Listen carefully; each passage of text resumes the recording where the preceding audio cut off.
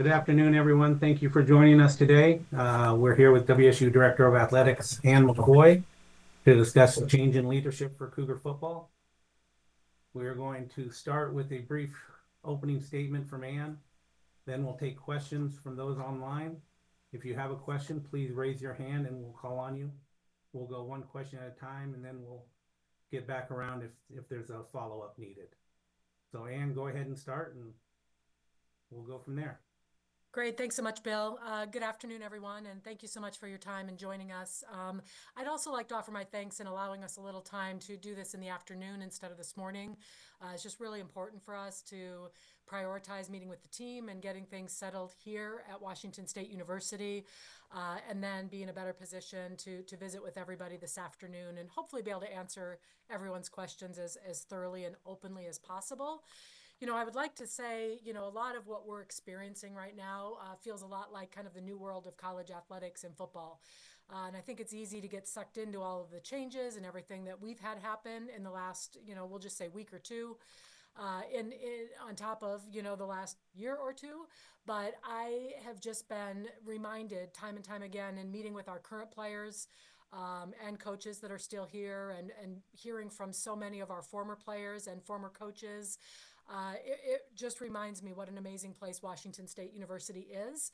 And while change sometimes can be frustrating or difficult or create uncertainty, I'm a strong believer that change brings about the opportunity for new beginnings and to really decide and make a plan as to where things go forward. And I think our team has had a tremendous mindset and attitude from this perspective.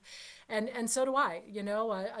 A change has brought opportunity for Jake Dickert at another institution, but that leaves us an amazing opportunity for change here at Washington State University going forward. And so I continue to just remind everybody that the future is bright and change, brings about opportunity. And we're really excited about the position we're in right now, the opportunity we have before us, and a tremendous bowl game to participate in next week to cap off a season that has been a really great one, and that, to be honest, our players deserve the chance to close off. And so that's where my focus is right now, in addition to finding the next head coach for Washington State football. Obviously, that search has begun immediately. I'm sure there'll be questions about that, but just rest assured that things are moving along. But at the same time, right now, we're prioritizing our team, and I believe rightfully so, because they've earned that right and they deserve it from us. And happy to take questions. All right, we'll start with Greg Woods. Go ahead, Greg. Greg,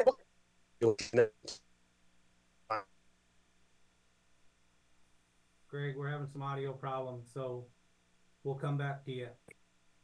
Jamie Vinnick, go ahead. Hi, Ed. Excuse me. Thanks for doing this.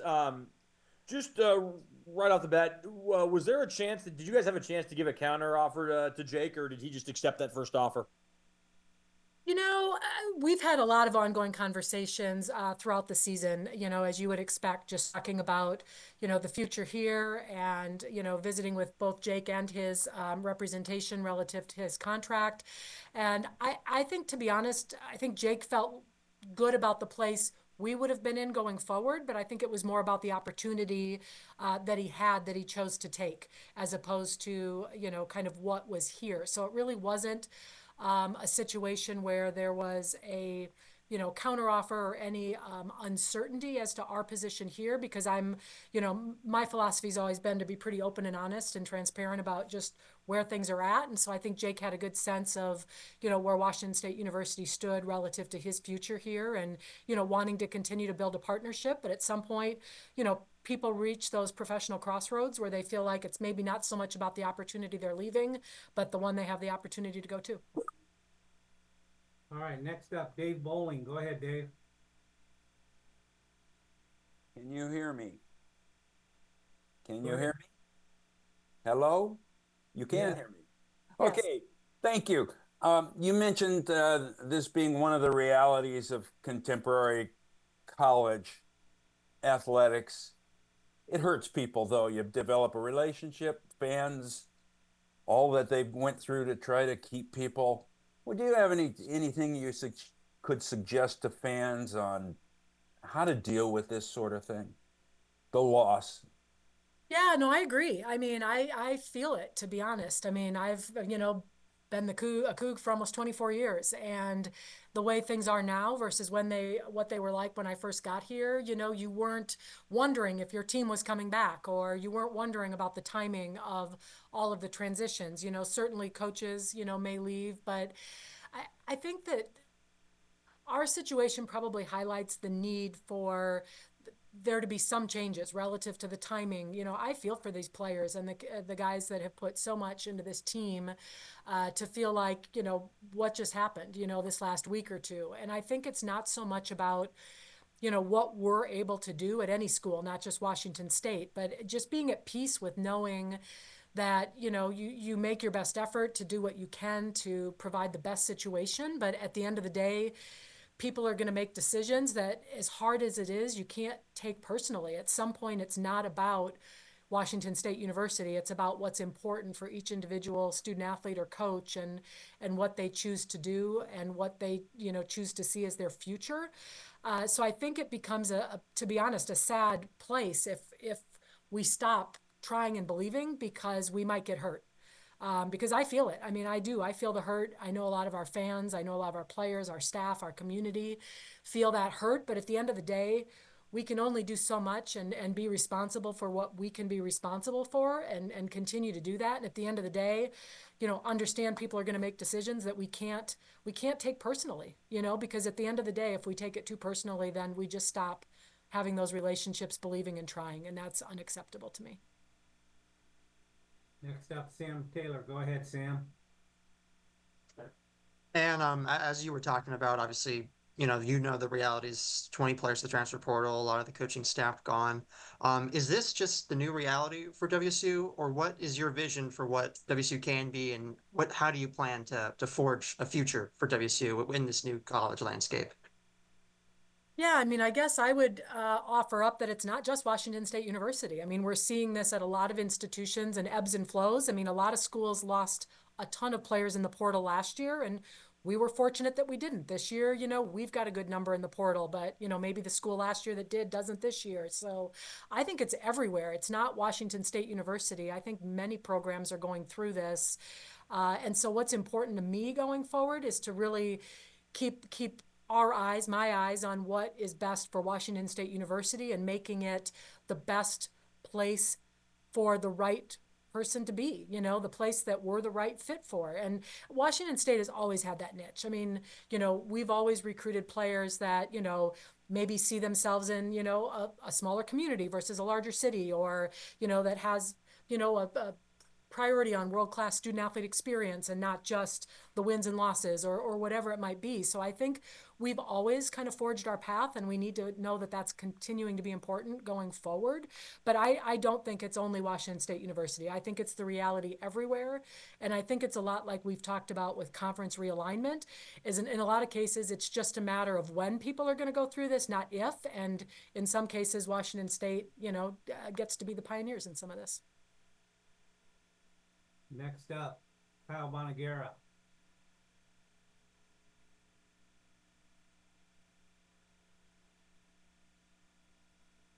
Kyle, go ahead.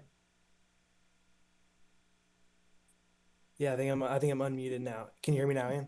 I can, Kyle. Hi. Yeah, great. Yeah, I mean, given the start of the season, it always figured that Jake was going to be could be a candidate other places, and kind of given that kind of obvious dynamic to everyone, how much did you have to start thinking about the eventuality of Jake? The possibility, I guess, of him leaving before it became a reality, and then how much did that process allow you to be better suited to kind of move fast here, with the portal where it is, and all of those other factors? Sure. I mean, I think it's, as we've talked about, it's always something you have to be mindful of. That's, definitely not new, not only this season, not just this year. I think that, in athletic administrative positions, and in my role now as athletic director, I mean, you're always thinking about the, possibility that, coaches could leave, and for a variety of reasons, whether it be another opportunity, whether it be things aren't working out.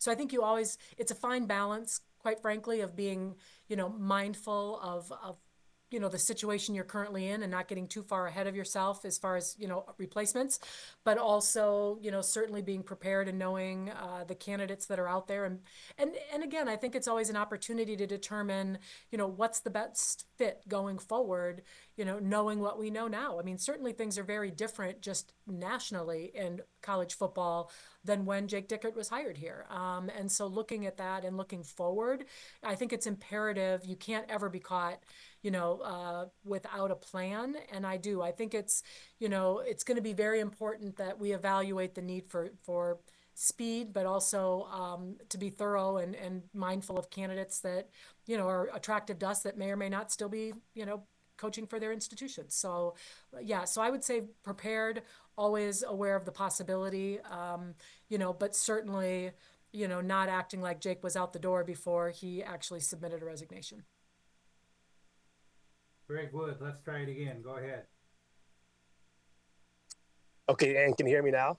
I can, Greg. Hi. Okay, beautiful. I'm on the road to Seattle, so we're Okay. we're kind of playing it tricky. I'm curious. Marshall, they lost almost 30 players to the portal, and had to opt out of their bowl game. You guys are at 22 now. Obviously, a lot of coaching vacancies. Obviously with Jake. One, have you guys had any conversations about potentially pulling out of the Holiday Bowl, and would there be a point where you guys would consider that at all? No, no to that question. We are not pulling out. We are very committed to playing in the DirecTV Holiday Bowl. We've been in ongoing conversations with the executive director and their administrative team, reassuring them of that. I can't speak to what the situation was at Marshall because I don't know enough about the specifics. So I don't want my comments to be construed as in any way second guessing their decision or their choice. But at the end of the day, we stood before a room full of motivated football student athletes who can't wait to get on the field against Syracuse and represent Washington State University and to finish what they started and to send those seniors off, with the bowl game that they deserve. I mean, the Holiday Bowl is one of the best bowl games in the country. It's one that Washington State, obviously has a long tradition of playing in. And we're extremely committed to that. And there's been, right before I jumped on the webinar, and if I was a minute or two late, I apologize, but just, talking with some current student athletes again of just saying, we've got this, like, we're excited. We want to do this. We have coaches that are still here that are committed and people that really are wanting to finish off the season. And that means finishing off the season with a bowl game in San Diego. And we're 100% in. Next up, Andrew Quinn. Go ahead, Andrew. Good afternoon, Ann. Thanks for doing this. I just wanted to know, this all seems to have happened very quickly. Can you kind of take us into when Jake first let you know about this offer and when things kind of came together? And could you also kind of take us inside what was the reaction from his team to hearing this news this morning? Yeah, I mean, I guess if you don't mind, I'd prefer to keep my comments to, just kind of my interactions and not speak for the team. I mean, certainly I was in the room when he told the team, and I think these are always tough. With every change, there's going to be a wide variety of emotions. But speaking directly, Jake and I talked about this opportunity that he was offered at 7:45 this morning. So that was the first time that I spoke with Jake. In all fairness, he did try to catch me via phone maybe an hour earlier. But this morning is the first time that I talked directly with Jake about this opportunity, or that he spoke with me directly about the opportunity. All right, next up, Austin Getz. Go ahead, Austin. Hi, Ann. I think a reason that there's so much kind of feelings of despair right now in the fan base is that Jake presented himself as somebody who cared a lot about the university, kind of wanted to see it long-term kind of return to, the prominence on the national stage that it once was. Do you think that somebody like that taking another opportunity maybe hurts the image a little bit? And how do you combat that? Oh, I will admit I'm probably biased, but I don't think it does. I don't think it does hurt people's perception of the opportunity or their thoughts. I mean, at the end of the day, I don't know that Jake could foresee the Wake Forest job opening or foreseeing that might be a better fit, for him going forward, or for whatever reason he chose to take that job. But I think we've got a tremendous fan base. We've got a tremendous community here. We've got a great group of guys that are committed to playing for Washington State University, and I don't think it does. I think that, we have so many amazing things on the horizon with the Taylor Sports Complex and the Champion Center, a brand new football locker room. I mean, I know there's been a lot swirling relative to support and different things, but we've had ongoing conversations, with the Board of Regents, who are very supportive of everything going on at Washington State University, including in athletics. And I just think it would cause me to have to speculate why Jake chose to leave. And to be honest, I don't know that that's fair for me to do, but I don't think it causes any sort of despair, because I think if all of the outpouring of interest that we've gotten from tremendous candidates already in the last couple hours are any indication, like, people are excited this job is open and they're excited for the opportunity to lead Washington State football. Next up, Jack Wallace. Go ahead, Jack.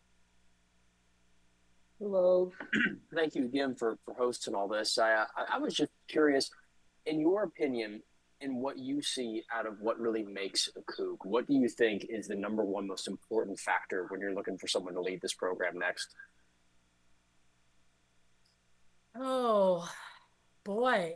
That's a lot to try to sum up what it is to be a Cougar, what's important. It's, I think it's someone, to be honest, that is someone who has heart, and someone who is kind of wired into what's a priority for them and in their lives and with their community and with their team. I mean, I think if you look at a lot of common threads with our head coaches, you've got highly competitive, driven people that place a priority on the relationships and not just something that's transactional. With the new world of college athletics, we talk about transactional versus relationship-based, situations a lot. And I think Washington State University is always going to be a place that's relationship-based, because it's a special place, and we're not about being transactional, and we're not about, just the latest shiny object. And I think somebody that, is that values that, and that values something more than just what's seen on the surface, but actually the soul of who we are, like, that's the person.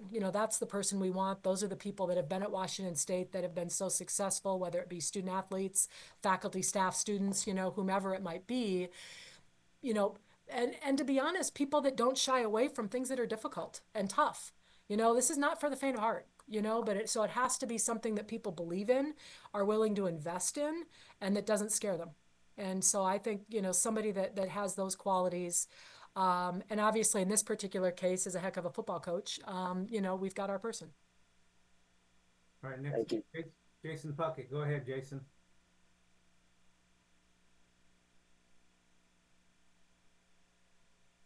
And you said, I'm here. And you said you found out at 7:45 from Jake that he was leaving to take the Wake Forest job? Yes, from Jake directly, yes. From Jake directly. Inklings prior to that, but Jake and I were able to connect this morning at 7:45. And no chance to offer a counter.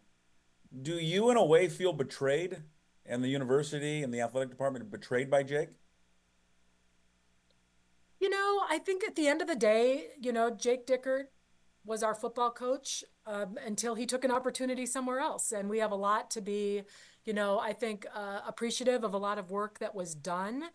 But I wouldn't say betrayed at the end of the day. I mean, because I think when Jake had made up his mind, it would almost be more of an insult to try to pretend that he hadn't, if that makes sense, So I think that I don't, although I think it's unfortunate timing relative to the bowl game and, finishing off a season and really, adding another piece to a lot of emotions that this team is feeling right now. At the end of the day, I think, if you take too personally or look at it as anything other than, at that point it is a transaction, then, I think it gets too draining and difficult. So I don't feel it as a betrayal. I'm excited for Jake if he's excited for this opportunity, and I'm excited for us. Okay, next up, Doug Nadbernick. Go ahead, Doug. And you referenced your 24 years of the Cougar program. There are a lot of old timers like me who have been around long enough that it's a much different system. Do you worry that the apathy of folks who are tired of the changes that are going on in the program are not going to give to your program at a time when you really need them for the Cougar Collective and all that sort of thing. Are you worried that this is going to hurt your fundraising? I'm not. In fact, what we've seen is just the opposite, that Cougs are realizing we've never needed them more than now, and really stepping up and being there, whether it be through financial support or, ticket sales, or just the number of just like hang in there kind of emails and texts from a lot of, great fans and supporters, and again, former coaches, former players. I think tells me that although sometimes, some days are hard to be a Coug. Like everybody out there who's a Coug will recognize that, I think. But that to me is what makes it so special, is that it's not for everybody. And I think at the end of the day, it has been just the opposite of what we've seen, is that at the end of the day, we can only control what we control. And if we, get sucked into apathy of, this is not what it used to be, or this is too hard, or this is too tough, then it means that we're ready to give up on Washington State being a Coug, and that to me is not an option. As a reminder, if you have a question for Ann, please raise your hand and we'll call on you. Jamie Vinnick, go ahead. And how much do you think some of the budget woes that, kind of going on with the Pac-12 shift and everything, how much do you think that maybe played a role in Jake's departure? I honestly don't know, so I would hate to venture a guess. I will say that, again, as I alluded to earlier, Jake and I met on a really regular basis relative to a lot of, programmatic needs or things that we could do to help support Washington State football and Washington State athletics. And, I think he did feel supported. I mean, I obviously we're under, some constraints and parameters, that we have to work within. But, we've done everything we can to prioritize the things that were a priority to Washington State football and to Coach Dickert. And so, whether financial woes played into it, not knowing what the finances are at the new institution, I don't know if I could say. I would say I know that he felt good about the direction of the support, and some things we were able to, kind of revisit over the last, few months that were important to him. I think he felt supported, in our conversations for sure. But I don't know, honestly, if that, again, played into a fact of him understanding there were some things within our control and some things not. And, whether those tipped the scales on him feeling like a new opportunity was a good one, I couldn't say. Next question, Sam Taylor. Go ahead, Sam. And we saw our, your Palouse neighbors find a coach within 4 days of their opening. Do you have an idea of the timeline for finding a new coach, and then just what is that process of finding a new coach going to look like? Yeah, that's, always the magic question. And I will say I'm a firm believer that it's better to get the hire done right than to get it done or quickly. So we are, mindful of all of the timeline with, the semester start in January, with the transfer portal, the uncertainty, of the team, and certainly, fans wanting to know what will happen and what the future will be. But I am not going to venture a guess, because I don't want it to become, oh gosh, it hasn't happened yet. She said 14 days and, here we are. I think we have to be mindful of really great candidates still competing and playing, coaching, and where that plays into it. So, we will use a search firm to help vet through candidates. We're still working on identifying that group. To make sure, again, that that's a good fit and the right one, but just to help us, really with time and energy where we need it to be versus, the whole process of a search. So I'm going to say it's going to be as quickly as we think we can do it to do right. But beyond that, I would hate to venture a guess. Greg Woods. Go ahead, Greg. And what seems to be the mood just like around the department, the football team? And how do you kind of, reassure everybody that, this I'm so sorry, Greg, you cut out at the end. I heard around the department, how do you reassure? Yeah, I'm just curious kind of like what the mood seems to be around the department, and how do you kind of reassure people that, like, the sky is not falling and things are going to be okay? The mood is good. I mean, honestly, I mean, that's again, this is the reality of college athletics generally. I mean, it certainly isn't the first head football coach that has moved on at Washington State, and it's. I think people understand it's more about. I'd say it's more about the overall waters versus any particular waves, if that makes sense. And so I think that, you know, I think people feel good. I mean, people are excited about a lot of really great things happening at Washington State. I think people, are frustrated with some of the realities of college athletics that are no different here than they are other places. But that's, they'd be feeling that no matter where they worked, to be honest, in the country. So I think things are good. The team is fired up. I mean, the team is not in any sort of a hole, lamenting. I think they are focused on the Holiday Bowl. They're focused on, representing Washington State. They're in a good place. I think that, again, as we kind of alluded to earlier, if we choose to, wallow and lament, where we're at, then it seems like kind of a downer. If we, choose to embrace it as an opportunity to move forward and get better, then, I think the mindset is everything. Mindset is everything, in my opinion. And, I don't want to make it seem like,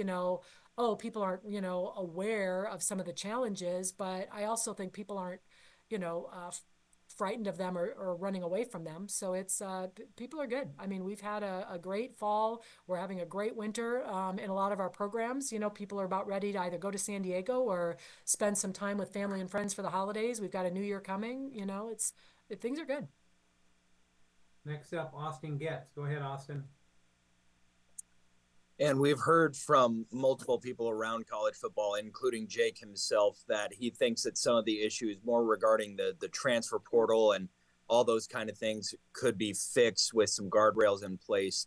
Would you be in favor of moving the transfer portal window to after the bowl season to try and maybe prevent some of the mass exodus we've seen, not only at your program, but around the country?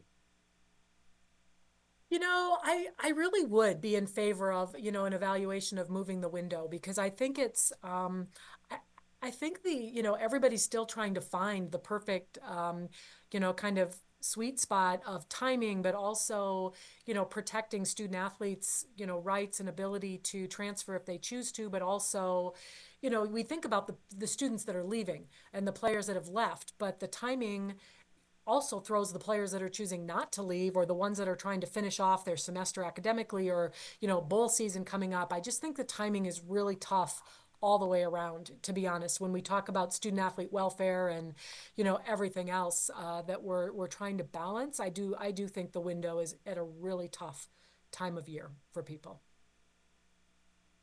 Jason Puckett. Go ahead, Jason.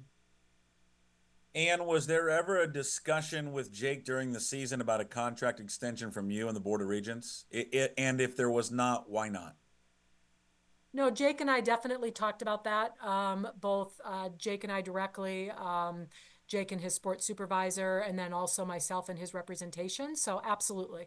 We talked about his contract kind of on an ongoing basis about different things, that were important to him going forward. Talking about potential, what an extension would look like, what was the right timing, to execute that. So absolutely, he was, again, very aware, as was his, representation about what Washington State's intentions would be. But I would put that to myself. The board, neither the board nor the president would have been involved in that at that point, but certainly myself and his sports supervisor were. Andrew Quinn. Go ahead, Andrew. And I guess on a happier note, could you kind of go into the thinking behind naming Pete Caligas the interim head coach and what you're expecting to see from him over this next week as you guys head down to San Diego and try and get ready for this bowl game now? Yeah. Oh my gosh. Yeah. Coach Caligas is just an amazing human being who is, all heart, an amazing soul, just no drama, well respected, just even to watch him and how he interacts with the team, the respect that the team members have for him. And I want to be clear, we have a lot of really tremendous people and coaches that are still on the staff. But the reason that Pete Caligas really immediately stepped to my mind, and to be honest, anybody around the football program's mind, is that he has the respect. He is, has such a servant mindset relative to doing whatever is needed to help the program and to really, give the players the 10 days before the bowl that they deserve and really focusing on that. And, just his background and his level-headedness and, just again, just a really good guy that the players respect, that I respect, and as I told him, I just feel like, he's someone that immediately comes to my mind as someone that just, will do it for the right reasons with good intentions and be there for the team. And that was, completely evident in the, I would say in the interactions I've seen so far, even with the team. He's here to help and do whatever he can for as long as we need him to. Next question, Sam Taylor. Go ahead, Sam. And we've seen David Riley start the year strong with men's basketball. Cami Etheridge win her 100th game. Does Jake Dickert's departure inform how you might approach or prioritize retaining coaches in the future? I don't think so. I think we have to focus on what we can control and make sure that coaches know, back to the earlier question of, if Coach Dickert knew about our intentions relative to his future contract status and those sorts of things. I think, being open with your communication, with your expectations, and I'm a pretty relationship-based person with our coaches. I'm there to support them when they need me. I'm happy to stay out of their way when they don't. And just allowing them to have the information. I think that's the most unfortunate piece, is if people leave because they don't have the information they feel like they need relative to making an informed decision. And so I don't know that it really does, to be honest, because I think that each situation's so unique, and you've got to focus on controlling what you can and kind of being who you are. And, at the end of the day, people make decisions based on what they feel like is best for them. As a reminder, if you have a question, please raise your hand. We'll call on you. Jason Puckett. Go ahead, Jason. And I just want to follow up on the contract extension talk that you had with Jake and his representation. Why did it not go any further? What was the outcome? What was his reaction to those contract extension talks? And then do you have assurances from the Board of Regents that you can make an attractive and competitive offer to the next football coach at Washington State? Oh, okay. I'm trying to think of how best to characterize, or answer all of that succinctly. So first of all, I would say, as I mentioned earlier, we continue to be in ongoing, discussions with the Board of Regents and helping, I guess, I'll allow them to know the ways they can best support us going forward. I have no qualms about having the support from the board relative to, making an offer to another, the next head football coach, and what we think is, a fair and competitive offer. While we do have appointing authority in athletics, certainly the salary level would be such that, the Board of Regents would definitely weigh in and approve. And, we have the utmost confidence in each other, I would say. And so I have no concerns there. So I'll answer that part first. And then the first part, it's an interesting dynamic on the contract extensions, because I think, the spirit of what, we were looking at was known and appreciated. The interesting timing of how our season evolved relative to, having a string of losses at the end. I think that at that point, not Washington State, but that I think, Jake felt like he wanted to get through the season and, kind of see where things were at, and, really looking at, what he felt was appropriate to look at and to sign. And so I don't know how to describe that without making it sound, more or less like a thing, because it really wasn't. I mean, we had talking about a long-term, partnership relative to contract length. And I think both he and his representation felt good about it. But I think the ultimate piece is that wasn't going to be a factor whether he chose to stay or go, because he knew, what the offer was. And, to be honest, maybe getting through the season too, to know how he felt about, whether he would be staying or not. I don't know. Some of that requires, probably some insight that Jake would be the best one to give. But, we had provided a succinct offer, and, talked about concept and terms, and there was no, concerns or pushback. I think the the partnership was felt. Jamie Vinnick, go ahead, Jamie. And is Wazoo moving towards revenue sharing next year in the wake of the most recent House settlement? And could that have been a factor in Jake's decision?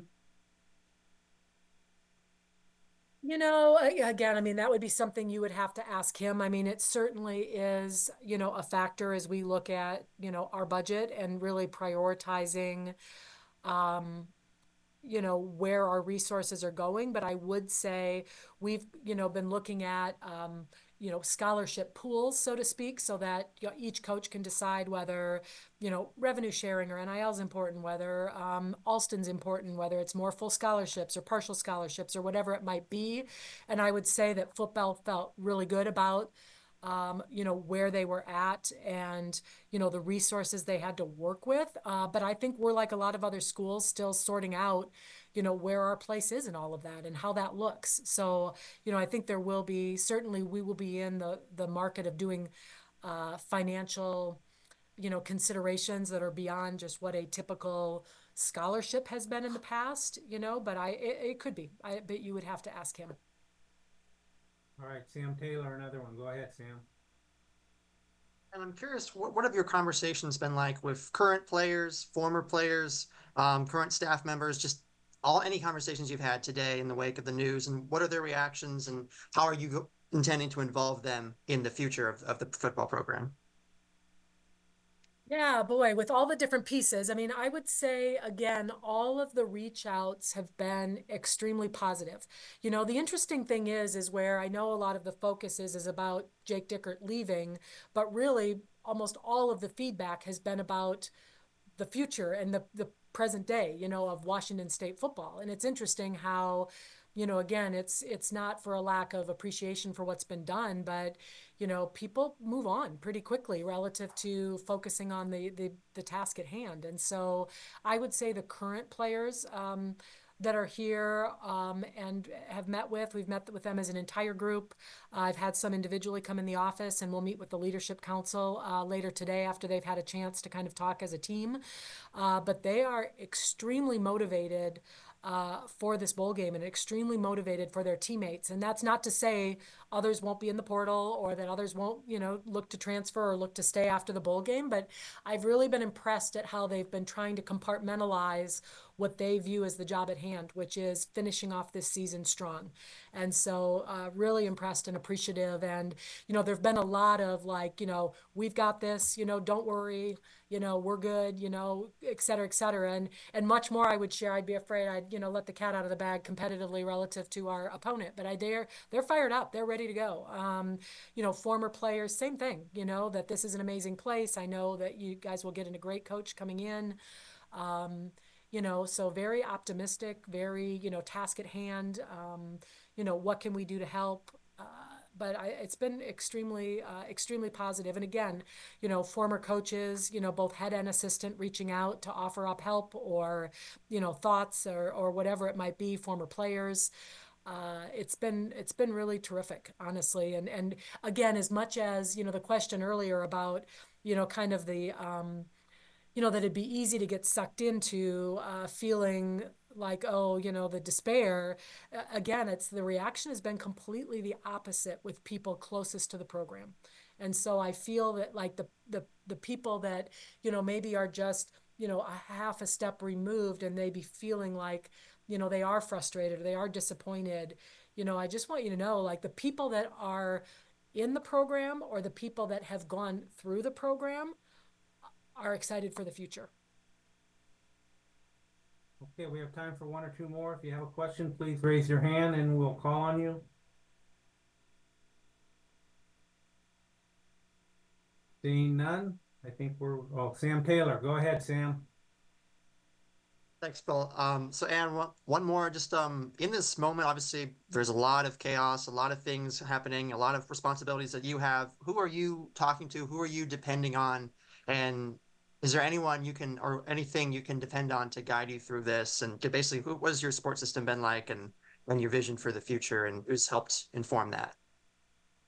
I mean, to me, it's kind of like things always are in life. I think the people that provide you the best support are people that have nothing to gain, and are there just to really provide great insight and input or be a sounding board. And so, again, the beauty of having been at Washington State as long as I have is that, so many people that have gone through this program in the football program and want nothing but the best for the future, or professional colleagues, or, we have a tremendous administrative team here, but we have a tremendous support system in football, whether it be the coaches or whether it be the support staff that work, around the program every day. And to be honest, the players. I mean, I think it's important to really take in all the perspectives, that I can't have, not sitting in the players' shoes about, kind of the good, the bad, and the ugly of where they think things are at right now with the current day of, college football.